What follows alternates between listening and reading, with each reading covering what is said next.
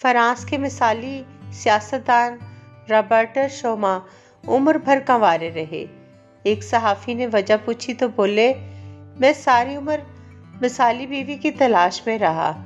صحافی نے پوچھا، وہ ملی؟ کہا، ہاں ملی، مگر وہ خود مثالی خاوند کی تلاش میں تھی۔ مرد بازار میں دو قسم کے تحفے خریدتے ہیں، ایک وہ جو بیوی کے لیے خریدتے ہیں اور دوسرے وہ جو مہنگے خریدتے ہیں۔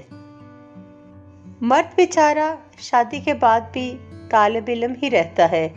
بیوی کو لگتا ہے ماں سکھا رہی ہے اور ماں کو لگتا ہے کہ بیوی۔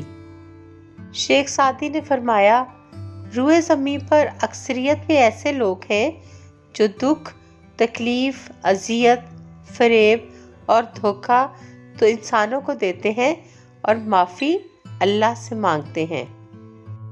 سچ بولنے کا شوق ہے تو اپنے بارے میں بولیں، لوگوں کی زندگی عذاب مت بنائیں۔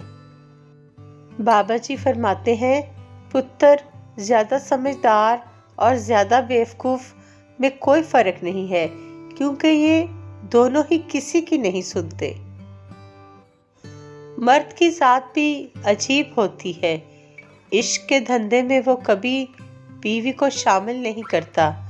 بیوی روٹی سالن کی طرح زندگی کی ایک ضرورت بن جاتی ہے، لیکن اس کی زندگی کی تکمیل ہمیشہ محبوبہ سے ہوتی ہے۔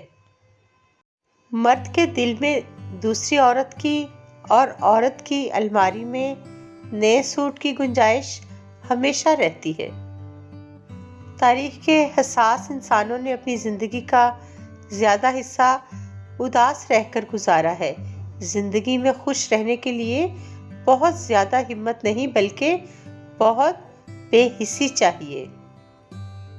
عورتیں شادی کے بعد انگوٹھیاں اور زیور پہنتی ہیں تاکہ دیکھنے والے کو پتہ چل سکے کہ وہ شادی شدہ ہیں۔ مرد حضرات کو البتہ اس کی ضرورت نہیں پڑتی، ان کی شکل سے ہی پتہ چل جاتا ہے۔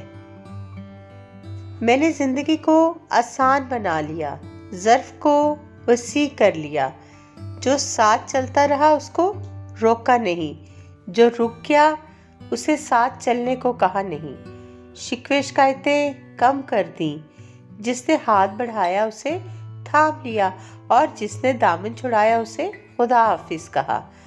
اس سے وجہ نہ پوچھی، لوگوں سے امیدیں لگانا چھوڑ دیں، ملنا جلنا کم کر دیا، خواہشیں مختصر ہو گئیں اور اس طرح زندگی آسان ہو گئی۔